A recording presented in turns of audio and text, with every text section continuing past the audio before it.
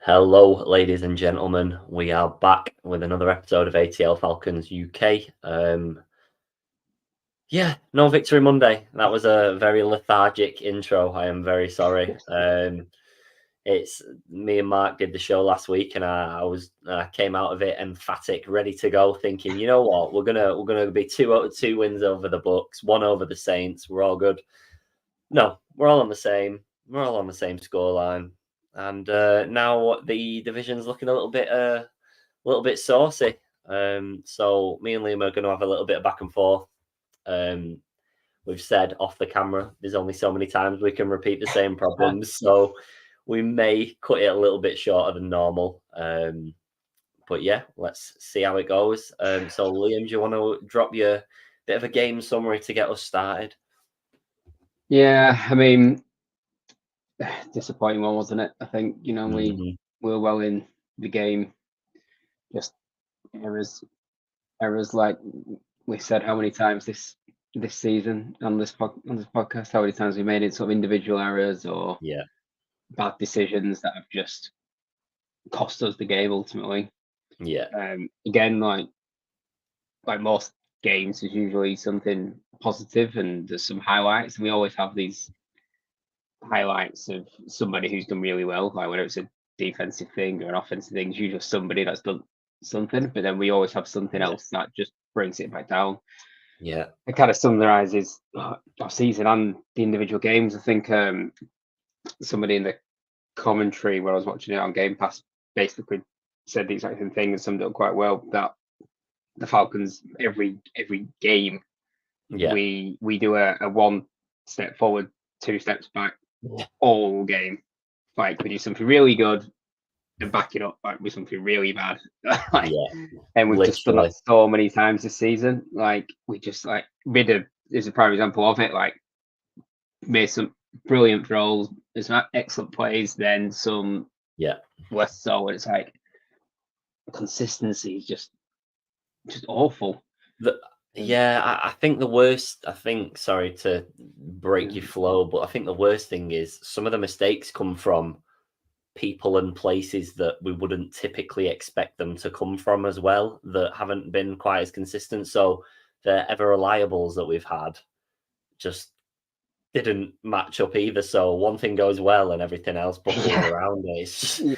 it's It's been a that's the disaster. most annoying thing. Like, it's not like two players that are just like naffing up all the time, and that Yeah.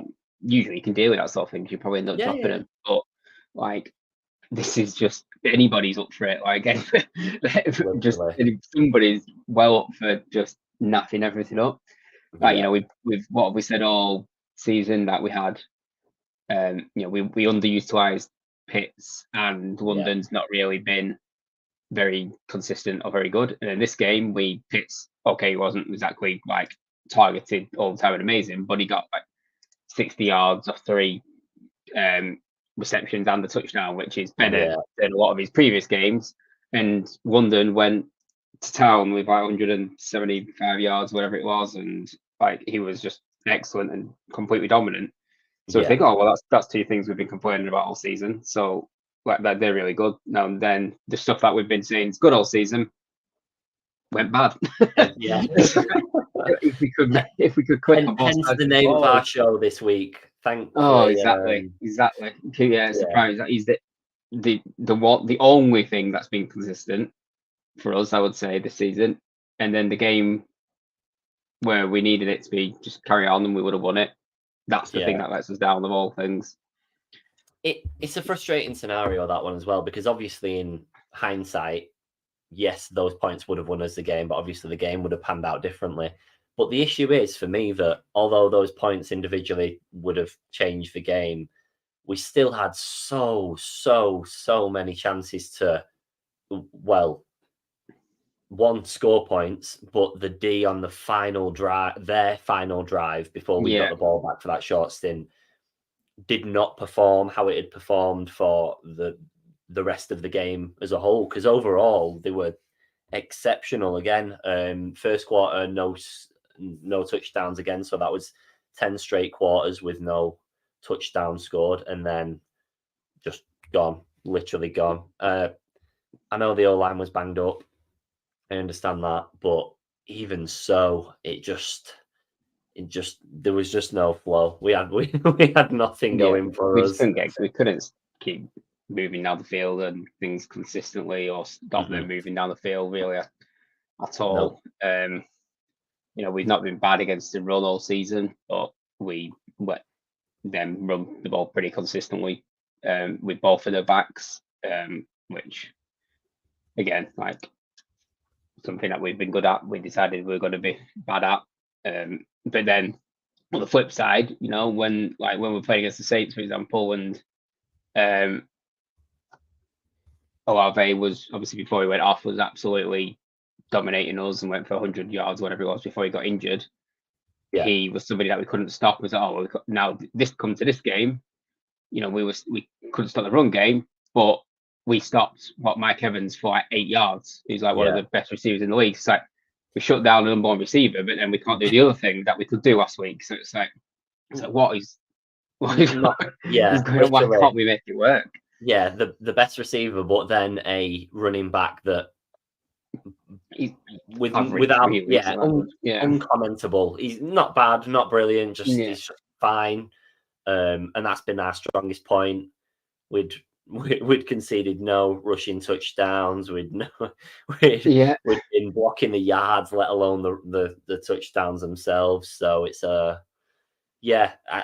Paul's just said in the comments, there's a little bit of deja vu starting to occur, to be completely honest with you. Yeah, it really is. I think with the, I still feel like on offense we lack like an identity or an obvious plan. Like we just they have. You look at the Bucs sort of like MO really in the way that they play. Really, they're a passing team. You would say you've got Baker Mayfield, a bit of a gunslinger.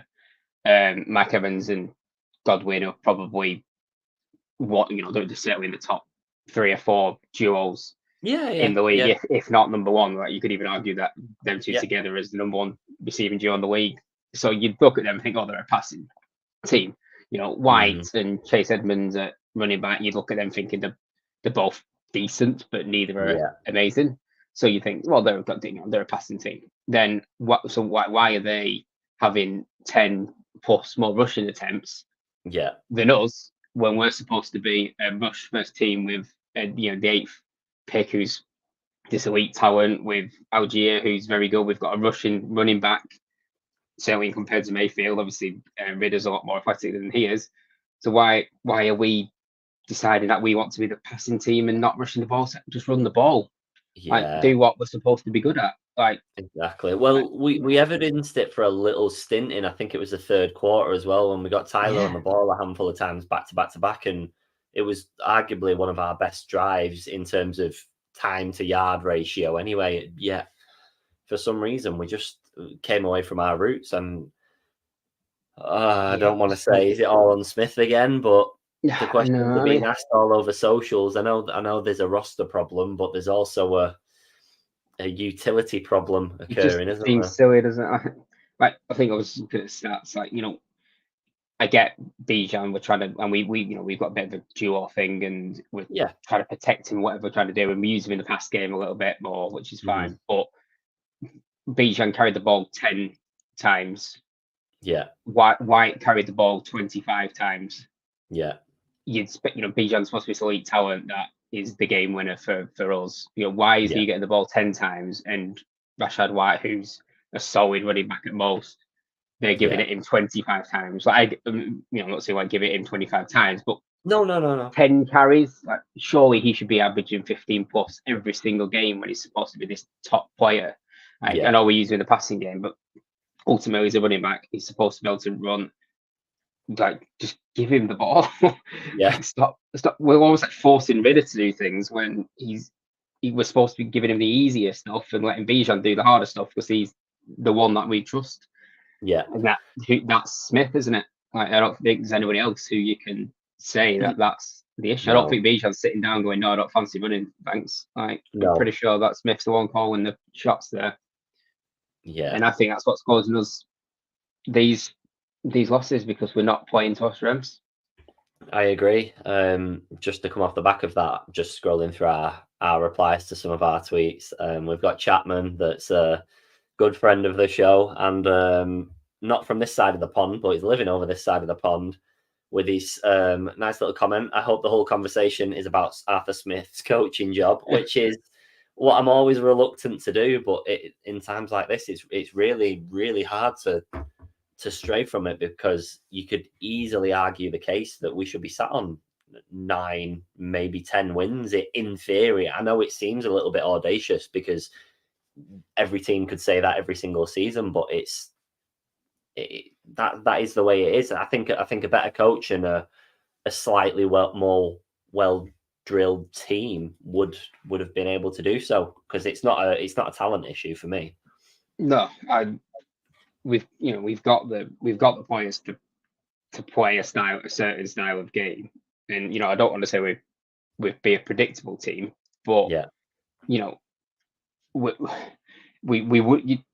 49ers, for example, they've obviously got like Brock Purdy, who's obviously been passing the ball really well. We've got about what he's doing, but they're a run first team again. They've got in McCaffrey and obviously Debo that they can run it through, and that they do that a lot. That you would say that's predictable. Like the 49ers are going to run the heavy and they're going to use those two players, but teams can't stop it. Like it doesn't matter that they know they're going to do it; they can't stop it because they've got the amount of creativity and then they've got the talent. We don't have that level of talent yet, but we can't.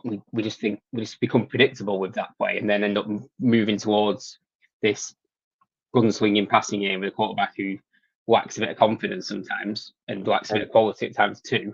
That just play to our strengths, but beat teams with it. Like it doesn't matter that they know we're going to run it. If you can run it well enough, you can beat teams. Yeah, completely. We just go, I completely agree. Yeah, we're just like, because everyone thinks we're going to run it, what we're going to do is not run it. Like, no, run the ball. I agree. I hate to make comparisons to other sports and other coaches and stuff like that, but if you just a short and sweet one, because I'm hoping a lot of our followers like a normal football, soccer, whatever you want to call it on this football.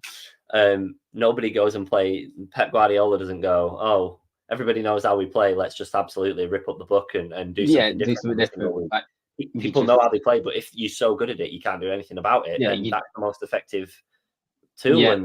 And because then when you do spring the other plays, like when they do spring the big passes and the play action and all that sort of stuff, it's far more impactful because if you run the ball loads of times, you think they're just going to think, they're going to run it again, and then you can come up with that massive chunk play of 30 yards on what can be a simple pass reader sometimes out of play action, and he's got an easier job all night. So, and it's a shame because you look at the play to Pitts and you look at another couple of London catches and stuff like that, and you think if you're doing that 1 in 7, 1 in 8, like out of the plays, it's gonna work. It's gonna work as long as Ridder executes his pass, but it's gonna work because it will catch him off guard, like you just said.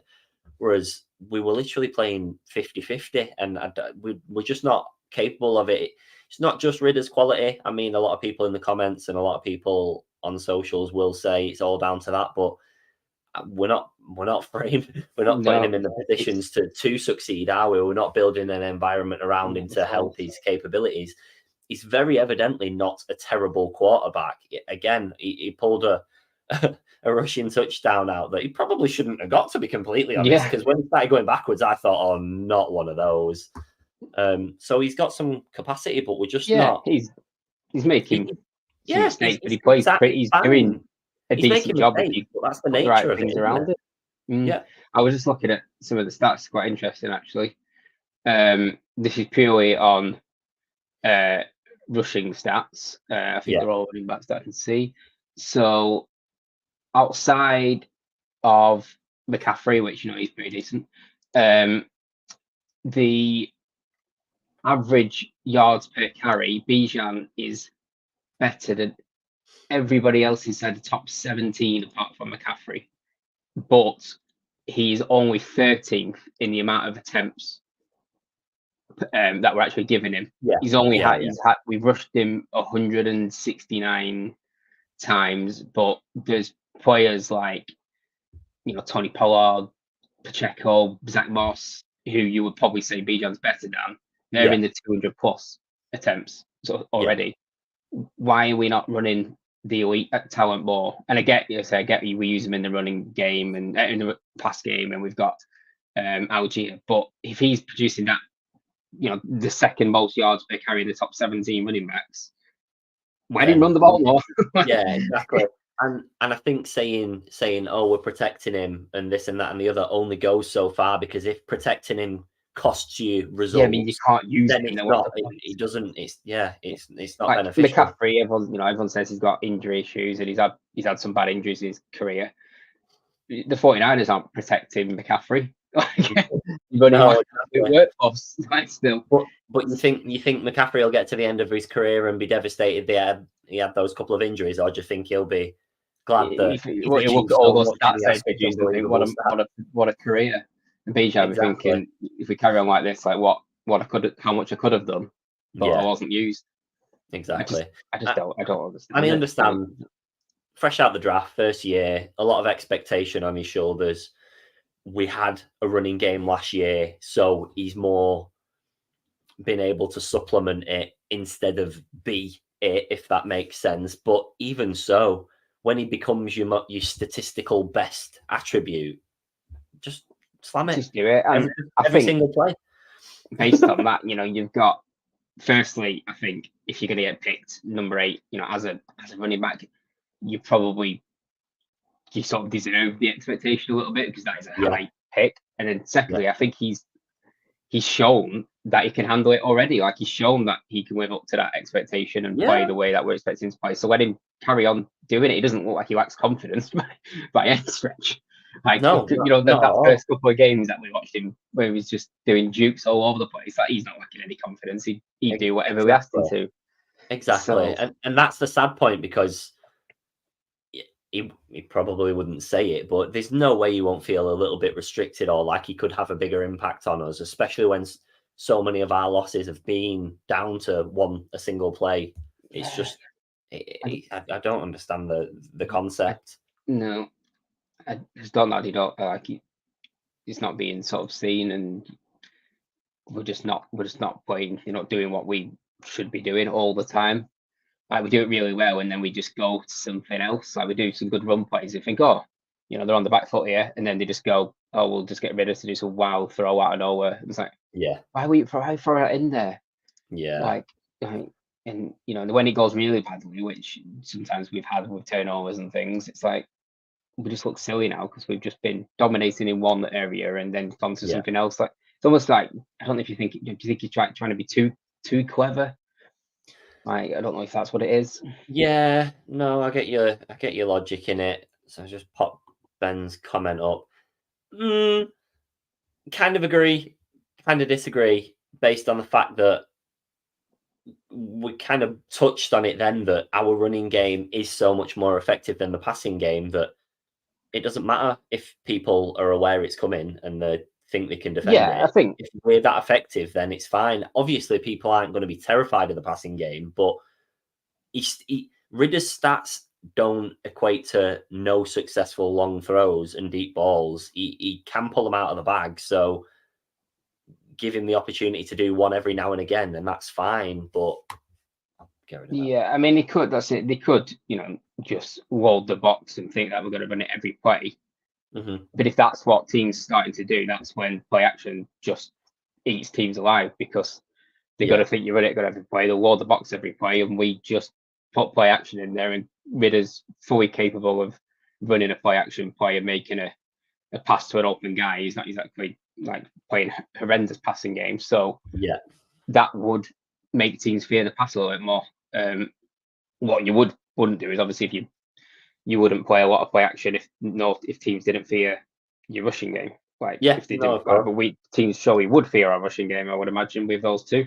So I'd imagine play action would probably work quite well for us if we was to do that. But what we seem to do is just, either if we do play action, we're doing it sometimes on like first down, not even in a moment where you think, they've fallen for it.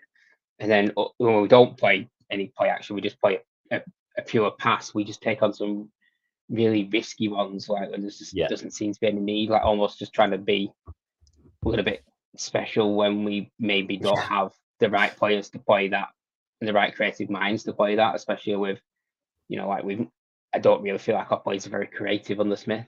I think he thinks he's creative, but probably isn't. No. And that's what kind of worries me, is that we're just trying to do something that maybe we're not that capable of. Yeah, no.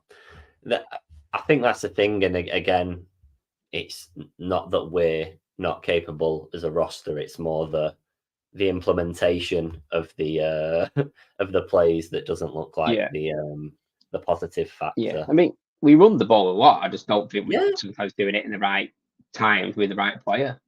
Yeah, no, I completely agree. We've covered this before as well. The amount of times that it's Tyler or Bijan on, as opposed to having them both on and adding a little bit of confusion into the mix and stuff like that. Just really the basic aspects of it that I can't grasp.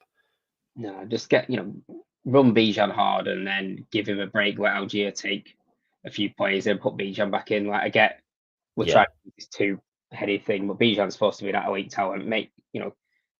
Give Algier is a tough little guy, like he's not little, but a tough guy who's good at getting those hard yards. Play him in those harder yards situations, but let Bijan do the creative stuff. And we try and just use them both in the same way. It's like they're not the same player. We don't need to try and treat them in the same way. Just let one do one thing and one do the other. And if Algier starts becoming unhappy with the amount of carries he's getting, I can get why he would say that after he's had some good seasons. But ultimately, he's not our high value asset.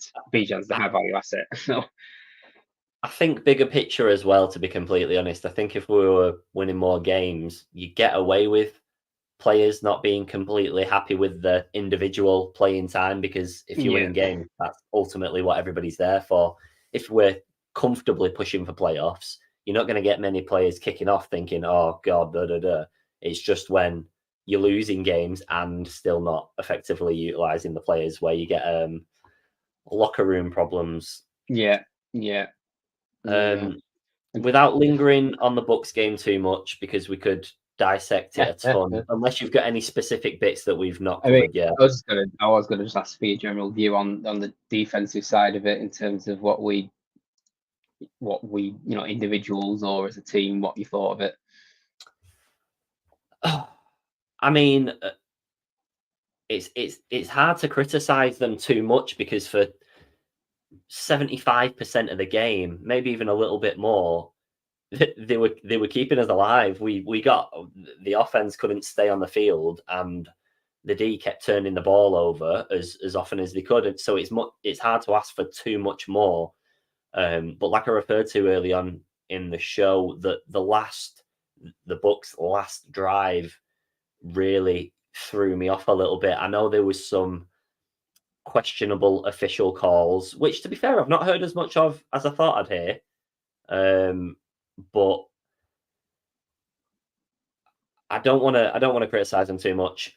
We give them some stick earlier on, about halfway through the season, where they had 2 or 3 games where they looked done, they looked burnt, and I think everybody's pretty much stepped up again. But you're only really good if you win the game, aren't you? To be completely honest, so it's an interesting one, because it's one of them games where I think if you looked at the stats without the score, you would look at the stats and think we won that game by a comfortable amount. We've got the rushing yards are sort of in the favor of the Bucks, but not by a huge amount, like 40 yards or something. We're the only ones. We've got the 2 rushing touchdowns. They only have 1 rushing touchdown. The passing yards are massively in our favor. You would look at it and think, surely we won that game, and then you look at the score and we didn't. So it's like, well, that to me says that the overall game, or the overall play, we possibly were the better team, but the Bucks played the big moments, and the big moments, that's what wins you games. Absolutely. We probably struggled to get the quarterback again a little bit, though, to be completely honest. I know that's not necessarily our game. We've not really got that many hitters on the line at the minute. But I don't even have too much to add. It's a rough one because if you minus that fourth quarter drive, you're saying they've done an unbelievable job and they won us the game and not the offense, but it doesn't always pan out that way. It was that 130-yard ball over the top, and I just thought, for God's sake. Yeah, yeah, and I mean, I hate to say it really, but we lost the game, I guess, on the kicking. Yeah, they made 2 for 2. We made 1 for 3. That's it. Yeah, that was pretty much what it was. Statistically speaking, it is as simple as that. If we really want to simplify it, we lost because we didn't convert. But at the same time, like we've covered, we had more than enough chances to win that game, and we just couldn't dig it out. Punting was decent. Everything else as a side note.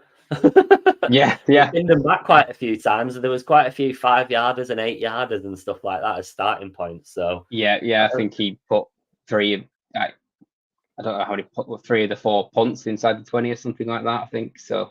Nice, because sometimes I look and I think, God, some teams' punting game is so much better than ours. But no, we've got a consistent well. So other parts of your game elevate so much, and you think, oh my God, like this is it. Like everything's starting to click, and then something that's been so dead cert for an entire season just it's just things.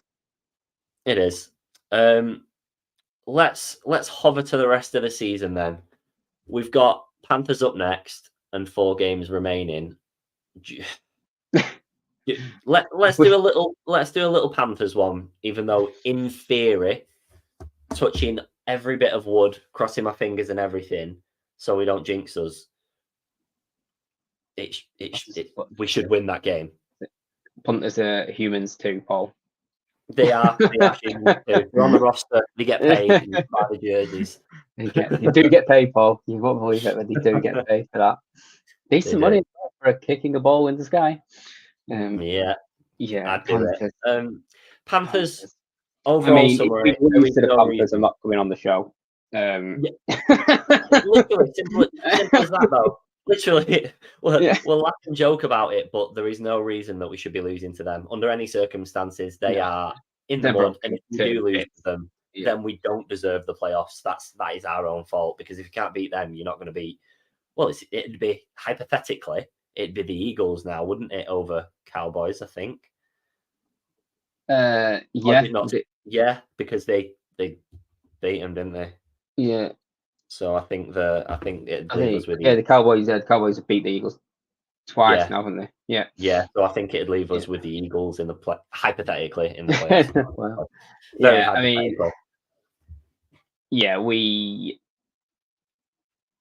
we have to win that game. Like they're just playing awful football on both sides of the ball. The Panthers. So we can't lose that game. Like no, I just can't see a world where we lose that game. But but we also have a knack of we have a knack of doing that. But even under the Falcons' bad luck that they have, I don't see it. I don't see any problems. I'm not saying it'll be an easy win per se, because we never make things easy, but we should walk away with a win, and really we should be looking at the last 3 games still in the mix for the playoffs. I'm going to be honest, I've not looked at the Saints and the Bucks final fixtures. I know we play the Saints the last game of the season, and at the rate it's going to come down to that, which is absolutely sickening. Yeah, I mean, they obviously when we play the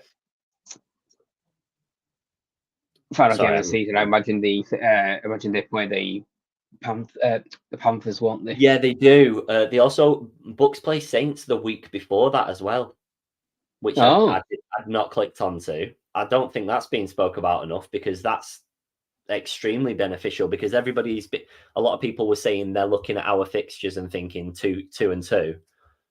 2-2 would be fine if if one, because it means one of the teams fumbling there. Yeah. Who've you got up, Saints or Bucks? Oh God. Oh no. I've got the Bucks now. Right. Okay. I'll get the Saints up. I think I'm just looking at these. I've just come off the Saints, so I was saying I don't know who's gonna finish better there. I've got. Let's I'll keep. I've looked at both, but I'll keep the Bucks up, and we'll go through both. I'll keep the Saints up. All right. Let's run through ours first. So we're basing their fixtures on what we think. So we've got obviously we've got the Panthers up next. So we're going for a win. Yeah, I assume so. I assume we're on the same page. Colts. A few weeks ago, I leant towards a win against the Colts and a loss against the Bears. I'm a little bit undecided now.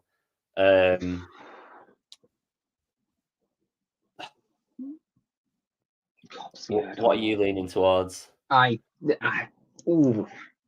I don't know what this quarterback situation. I've not looked at what if Richardson's coming back. Is Richard coming back this season, or is he done? I can't remember.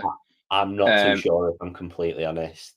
I would guess though that if that is in 2 games' time, it is that definitely Jonathan Taylor's going to be back, because I think he's got some kind of finger injury, which he's been out for the last 2 games, and I think he said about 3 weeks. So I would imagine Taylor's back. Yeah. So that gives them a lot more of a threat. Yeah. So I think the Colts will probably beat us, to be honest. Okay, so 1-1. Bears. Oh God, they're so unpredictable. It depends which week they show up.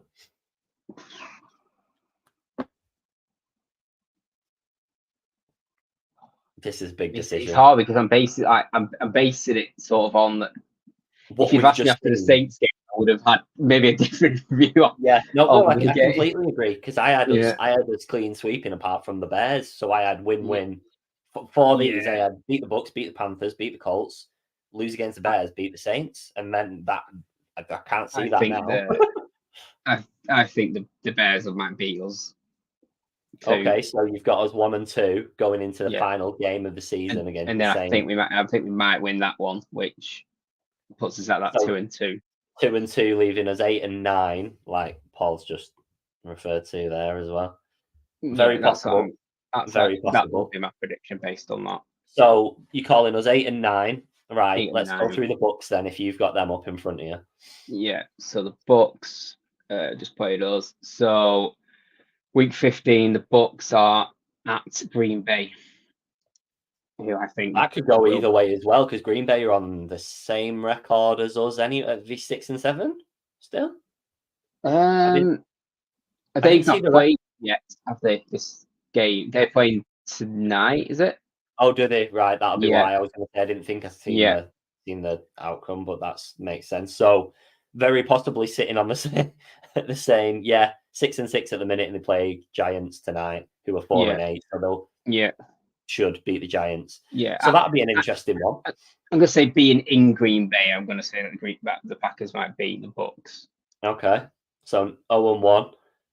Yeah. Jacksonville. Oh, because the Jags have played very good football, but they're also a little bit stuttery themselves. They are. They're wobbly.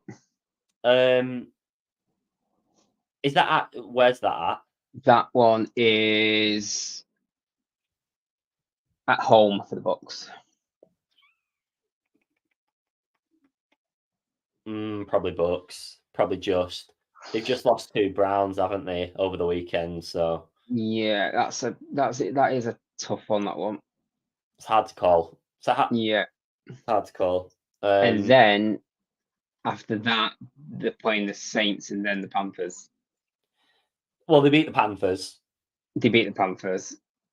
And the Saints is a disgusting one to even look at, really, because... Yeah. So let's jump... Yeah, I go think they on. beat the Saints. I think the Bucks beat the Saints, and the Bucks beat the Panthers. But lose to Green Or Bay. lose to Jacksonville and Green Bay. That's what my Okay, prediction would which should leave be. them 8-9 as well. And if they beat the Saints and the Panthers, put them on the same. Well, it depends on the outcome of our Saints game. We could have the same divisional record should we lose to the Saints. Yeah. Which is a nightmare. God. So the Saints have the Giants this weekend coming. They'll beat the Giants. I think they'll beat the Giants. I think they beat the Giants. They have the Rams the week after. Oh, God. Which is a very difficult one. That's at the SoFi Stadium. I'm going to go Rams. Yeah, I think I think the Rams. I think the Rams will probably beat them. Like they're another one that's just so unpredictable. But yeah, good week. I do think the Rams edge them. We win that game. Yeah. Then it goes into the Bucks game. Who you think the Bucks win?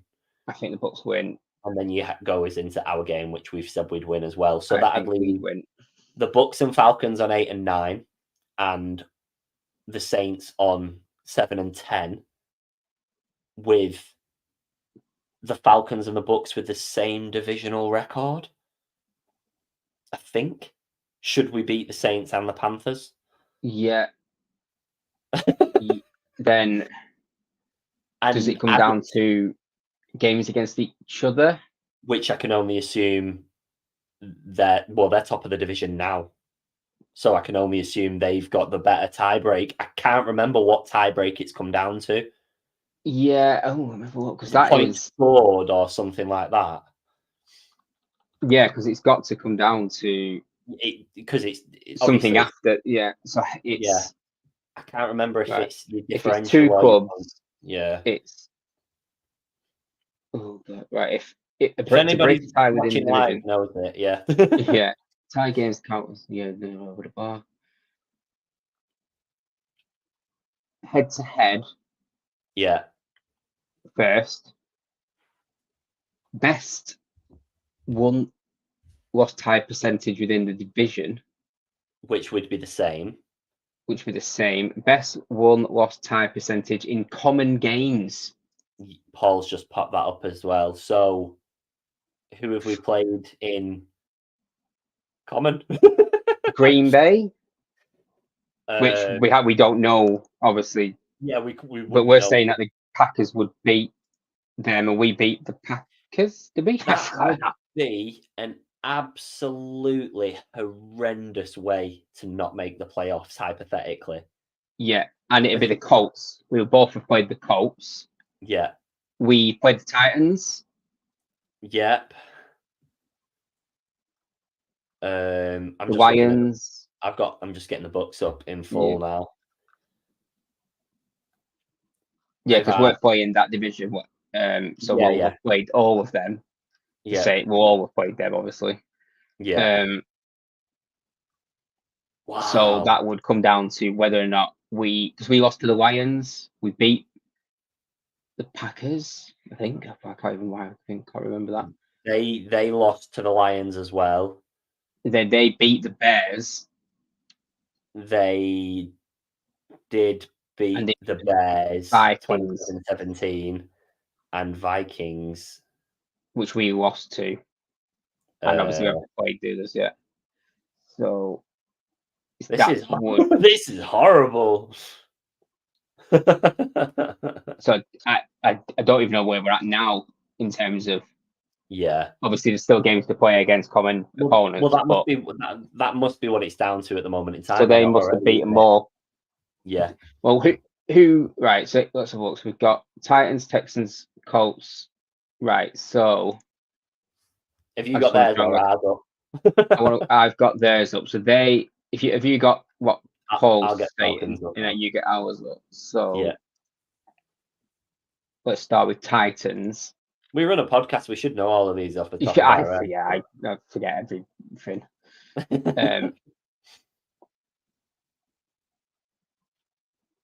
Okay, I am at the start of our season. Yeah. So if you find the Titans,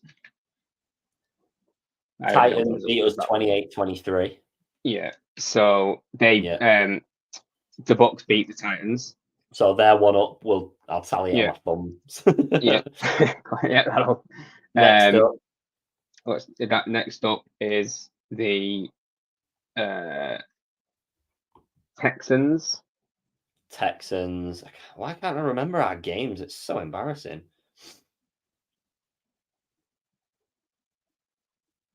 Wait, what? We beat the Texans. Yeah. So the Texans beat the Bucks. Okay, so we're one apiece. Yeah. Then Colts. we've got the Colts, which they I think I've literally looked at it and I still can't remember. Well, they lost to the Colts and we've not played them yet. Mm-hmm. The Jags, well, I can remember that we one. know about that one. We were there for it. And they've not played them yet. Right. Okay. So that's still the same as we were. 1-1 with a game each to play on either side. Then we've got the Lions, which we definitely lost to. I remember that one. Yeah, 26. And the Bucks also lost to the Lions. Okay, so that's fine. Still 1-1, both with a game to play on either side. Yeah. The Packers. We beat the Packers, and they don't haven't played them yet. Yeah. And then we've got the Bears, which we haven't played yet. And they beat the Bears. Oh, okay. So we've both got a game of each side left to play, and we both beat a team that the other team have beat as well. And then the Vikings, we lost to the Vikings, and they beat the Vikings. Right. Okay. So that's the differential. Yeah. So they are what? Top. Are they two different than us, or one? There, come. Because they've already beat. Yeah, they're 2 ahead, but we've got more to play. Yeah. That's all. Yeah. So them games are massive. The cogs my brain is just fried. I can't. I'm trying to just read a schedule in front of me, and I still can't manage it. No, I know. I was scrolling up and down. I was seeing things over and over again. It was a nightmare. So really, although we're saying obviously, I know we're jumping the gun a bit in terms of results, but if we're saying that those division games are massive, that game, the games against the Colts and the Bears are actually huge in this. Yeah, and their games against the Packers and the Jags are also huge. Yeah, absolutely. That's gonna be quite a. It is definitely going to come down to the final game at this rate. That's almost like 4 divisional games. Like it's that because of that tiebreaker. Yeah. Wow, that was something. I'd love to clip that, but I don't think it made for very good watching. So anyone that stayed with us for watching that, that was a lot. That was a lot of maths and a lot of looking. Yeah, we've concluded not a lot. We concluded we still need to win 4 out of 4 games. Yeah, that's what we've got to. But stunning. Well, I mean, I kind of like the drama. The drama's good. Yeah, it's not good when we're watching it, but it's good all round. It'd be lovely to look back on because should we get through? The Saints. Go on. I'll read. I'm gonna have to read these out for the people who are wondering what the full NFL tiebreaker list actually is. Go on, as if what it actually goes down to. So we've had the common games. Then we've got the best won-loss tie percentage in games within the conference. Yeah. Then strength of victory in all games. Okay. Which I'm guessing is the point differential. Yeah, strength of schedule in all games, which there'll be the strength of schedule at the end of the season, which would be quite interesting. Basically, who plays the team with the most wins. Yeah. Yeah, because they'll do it at the end of the season, so that basically, if we beat teams that have got more wins than they beat, then we will. Yeah, overall. Best combined ranking among conference teams in points scored and points allowed in all games. Jesus Christ. Best combined ranking. Look, go on. No, go on. It's all right. Best combined ranking among all teams in points scored and points allowed in all games. So it's basically the teams that you're playing against add up all of their points Yeah, and points allowed, and whoever's beat the team with the best differential summed up would finish higher, that which is is ridiculous. chaos. The best net points in common games. So that's the common games net, the points differential. Yeah. Best net points in all games. Yeah. Best net touchdowns scored in all games. Oh, that's why we lose it. Yeah. And then if you could somehow get through all of that on exactly the same thing, which I'm pretty sure is almost impossible, Surely. it's a coin toss. Oh my God. What's terrifying is it's completely feasible that it goes to about 4 of those steps. Yeah. Time around based on you just have a crossbar challenge instead. Imagine the coin toss. Like, where do you have it? Is it televised? I was going to say, does that take place on the field? Did the both teams have to rock up? Yeah, so they know? it's a neutral ground because I don't want that box wind and stuff like playing. And... Yeah, you're flipping it the wrong way. Wow, the Packers would always win if they had it up there, and they'd love it. What's going on? Wow, that is chaos. That's really interesting though, but absolutely chaos. Because imagine in some bizarre universe, but imagine a hypothetical where your team misses out on the playoffs because of a coin toss. Yeah, I mean, the fact that even all of the statistical things beforehand don't even completely make sense. Oh, well, we've just took, I don't know, like 15 minutes trying to work out the down to the second one. Yeah. So imagine just trying to work out, sat here trying to work out the best combined ranking among all teams in points scored and points allowed. I'd love to see the database that does that, because there's no chance the person sat with a calculator. Sat there going, I'm doing it off fingers. Chaos. Wow. So, in summary of the last 15-20 minutes, for everyone that is still watching, if we go off the wins and losses that Liam and I, between us, think, it would hypothetically leave us and the Bucks both on 8 and 9 with the same divisional record, and the Saints sitting at 7 and 10. And then, because we'd be on the same divisional record, it would come down to the remaining games, because we've still got to play 2 teams out of the division, which the Bucks have played, one of which they've beat, one of which they've not. And you have, something like that. Jesus Christ. Wow. Yeah, basically, let's just try and win. We both get thrown a wild card. I'm going to try and clip that in a bit, but I don't think that's gonna translate very well. Let's just skip to the coin toss. Absolutely, yeah, literally, make it more fun for us all. No chance we get winning that coin toss. Oh no. Look, just doesn't go that way for the Falcons. No, definitely not. Stunning. Right, well, at least we know where we stand. That was fun. Yeah. Have you got anything that we've missed out, or any other business this week that isn't a 20-minute run through of the I don't know if I've got any particular business other than, it's just another week of wild, what I describe as the wild season that we're having. The most chaotic that I've seen since I've been watching the NFL religiously, by far. Yeah, I mean, who had some of the results that took place this week? Who had those? Not very many people had those. The 3-0's a banging one. That was going to say, who had 3-0 on any team? Like, basically, who had the Bears hammering the Lions? Yeah. Who had the Jets obliterating the Texans? Yeah. Who had a 3-0 score line? Who had an overtime punt return for a win in the Ravens game? Yeah, which is absolutely wild. Yeah. Who had Zach Wilson being the best quarterback to ever live? 5 minutes late. Great game for the Jets. No idea. Where's he pull that from? It's crazy. And out of all of those, I actually don't know which is the weirdest. Like, I'd hate to have to rank them, because There's no way the Jets should be beating the Texans and holding them to no touchdowns. That's backwards anyway. 3-0 must have. I'm so grateful I've not watched it. I did see a funny thing. I'm not a massive fan of Facebook, but I did see a funny thing, and it was just a screenshot of the extended highlights of the game saying how, which is brilliant because I have no idea what happened in the game at all. How can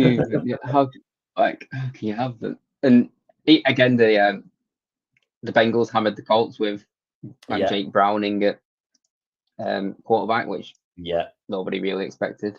No, So absolutely not. It's wild. He got 275 yards and 2 touchdowns. Who did that? Who did Browning. that? Browning. That's me. He's just gone to town. Do you know what's even weirder about that? That's only for 24 attempts and 18 successful. So we got 275 yards in 18 throws, which is beautiful.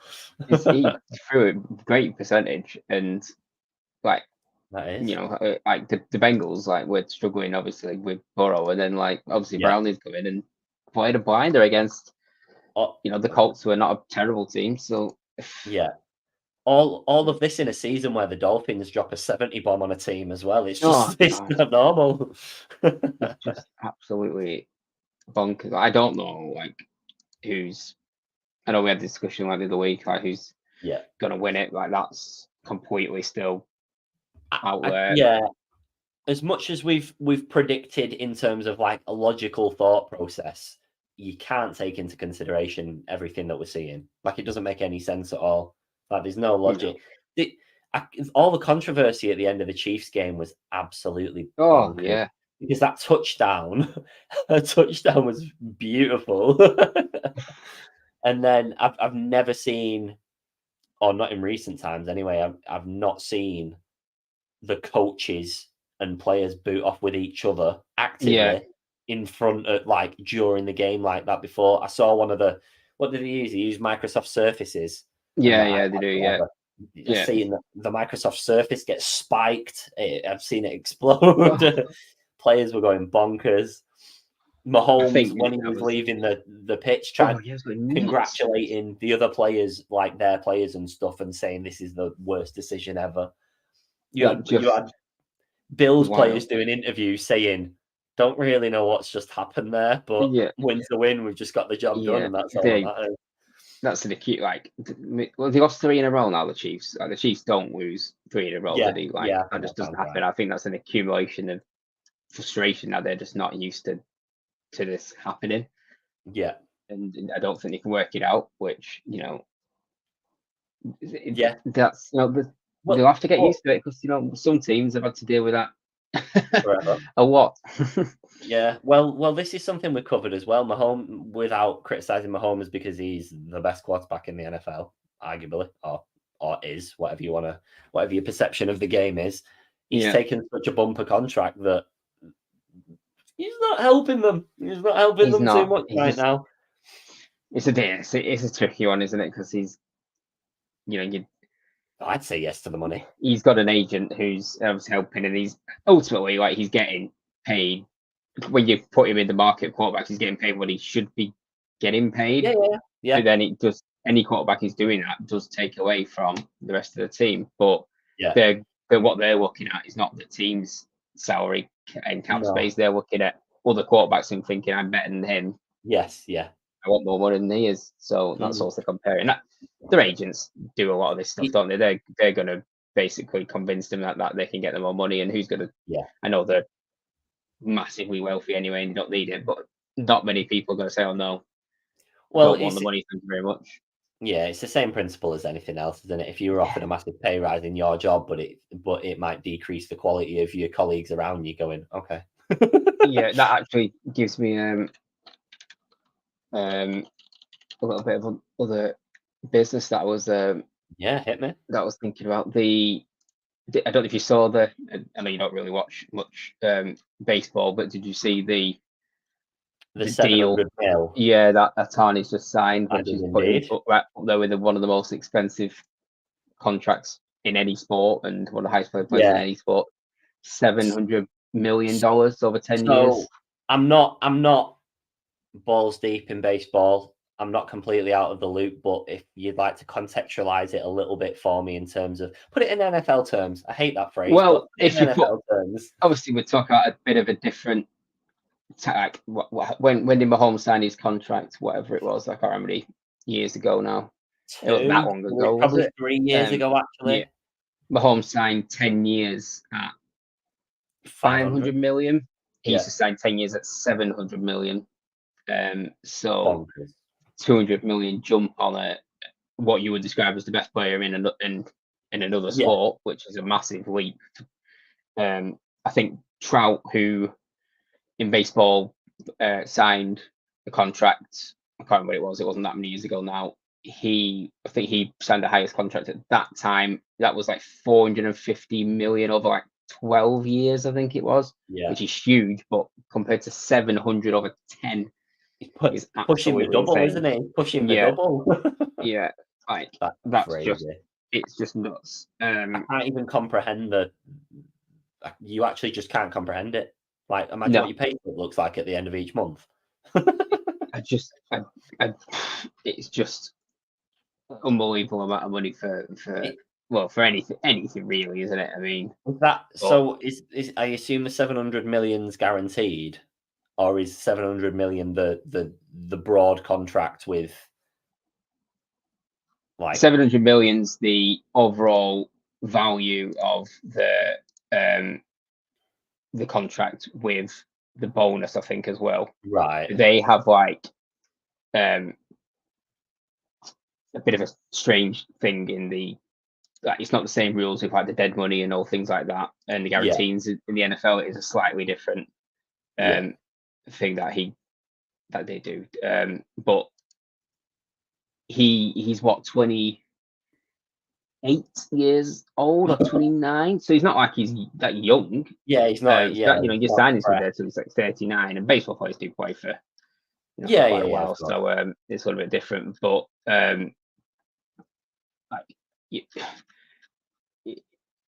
he's set for life there, and he's another one though that's just moved from basically one Los Angeles team to the other, which is also quite interesting to do that. But that's another sign where somebody's just going to follow the money. Like, that's kind of what, he's playing for a team that's obviously very successful, and he's gone to the highest bidder essentially. Obviously, he had a humongous amount of interest in him. Like, there was every loads of teams who any more money on the board were after him. But they have, so similar to basketball, there is the cap space, but also it does come down to like the size of the income and the value of the team. Like, some teams can pay more than other teams still. Okay. Like the Dodgers are like the highest revenue of any baseball team, so they bring in tons and tons of money, so they can just flaunt it in the way that they do it, and then they can stay within any sort of like cap that they need to. A little financial fair play system. Yeah, so NFL is the only one really where it kind of like doesn't matter almost the size of the market. Like, everybody can sort of spend the same amount of money and work within that cap space. But sports like basketball and ice hockey, the revenue of the team is a big sway. You can sort of bring them in. But that deal for me, I just saw it. I was like, absolutely like insane. It's like, I just had a nosy as well whilst you were breaking it down. Then he made 40 million in endorsements last year alone as well. So wow. So I mean, so just say that every single year. So you're breaking it down, you're making a 70 million wage ballpark for the next 10 years, and 70 million per year. A year. 70 million per year. You know what you can do with that money? Anything. Like, that is just insane. And I mean, to be fair, he does do two players' jobs, that's kind of why he's that's kind of why he's obviously valued so highly. I don't know if you know, but like, he's like the way he plays. But normally, obviously, you're either a star pitcher or a star fielder stroke hitter. And he can do both. He can pitch and hit with the best in the league. Like, he's like the best. Like, there's not many players that can do actually both. Either So that's why of they them, paid him yeah. the absolute big bucks. Yeah. So I No, that's technically you fair could enough. half that contract Yeah. and say he's got half for each. I was going to say, it sounds so. Yeah, he's being paid for both roles, so He's it's being paid allowed. for both roles. 350 is not that big, is it? Lots of people are Yeah, on that. he's not even the highest anymore. Yeah, exactly. It's that was it's a just wild. nice any other business. I like dipping into A nice one for makes me feel think sick jealousy of someone else's money again. Yeah. without a doubt. Well, on that non-NFL note, actually, we'll do this just really quickly. Oh, we're gonna no, we're not going to yeah, tank. Do we want him? Yeah, I'm undecided. Liam, possibly. Mark, I mean, he's ruling for him, so I would imagine. I'm gonna guess he's probably going to be the third quarterback off the board. That's what I would predict. And I don't know where that would fall. Like we just never know with quarterbacks. It could be 1, 2, 3. It could be 1, 2, 10. Like you just don't really know. But if he was there when we were picking, and Ridder was, let's say, playing how he's playing, right now I probably would take him. I think Ridder's got to step up a little bit. Like I wouldn't go like gunning for a quarterback if the right one wasn't there. But if the right one's there, I wouldn't say no based on what we've seen so far from Ridder. Yeah. Well, that's an interesting one then. Just as a little sign off, and mainly for a clip.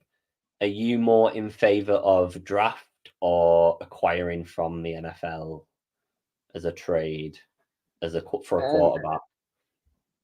I mean, I don't really. I guess it depends obviously on availability and the money, like for the current quarterbacks. Like who is it and how much would he need? How much would he be paid? Basically, is a big factor. If the right person's there at the right price, then I think I would always lean towards somebody who's more proven over a draft pick anyway.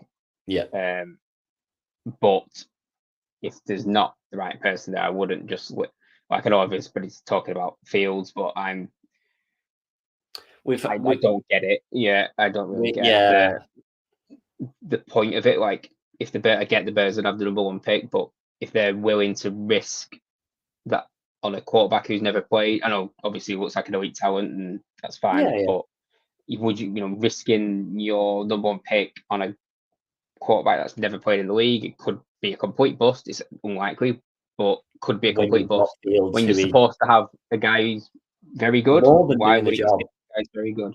And from our side, do we want a guy that a team is gone? We're not that keen on keeping him anymore. They obviously hadn't seen.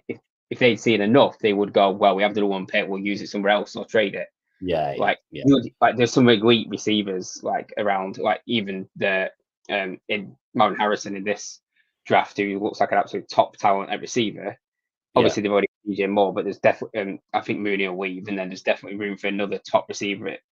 If you've got a quarterback that you truly believe in, you go and get him that receiver. Even with maybe trade down, but even with number 1 pick, you could go out and get that receiver. Like he does look that good. So you would surely do that rather than go, we're going to take a quarterback again when we've just took the number 2 guy, seen that he looks decent, but don't believe in him. And I know what you mean. It seems like a gamble that doesn't really have that much of an upside immediately. Like how long does it take? How can you risk a player that Fields has had his injuries and stuff like that, but he's performing well. Like overall, he's performing well. He started wobbly.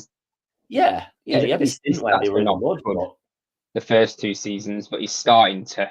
Now they give him some weapons. Obviously, that was what he was lacking a little bit. He's not been electric yet in terms of the passing game, but he's starting. He's doing good things. He's playing good football. A little bit inconsistent, but he's playing good football. He's showing enough to think, we'd stick with him. Actually, I would think, it'd be crazy to just drop him now and then take a pick. Even with the number 1 pick, and I still think you could.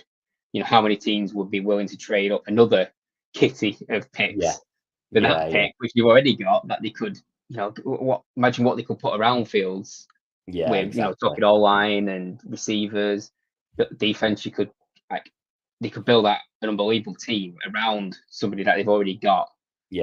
or they could risk it all for a guy that they don't know what they're going to get. Yeah, and then have nothing around him to complement him, because by all accounts, they're not in a brilliant state. They're not doing awfully, but they're not contenders or anything. So they've got work to do. So I don't get the I don't get it. But maybe that I don't know what the Bears will do. I really don't know. We will see. All to be seen. I mean, satire, but we'll pop it up for the fun of it. Makes perfect sense. Tannehill. I mean, yeah, he does like Tannehill, but I think even Tannehill's a little bit past it now, isn't he? Just a smidge. Just a smidge. Not quite where we should be looking in the quarterback market, I don't think. Yeah. Oh, well, it'll do. On that slightly flat note, we will wrap it up. So thank you for everyone that's joined us live and covered the loss against the Bucks.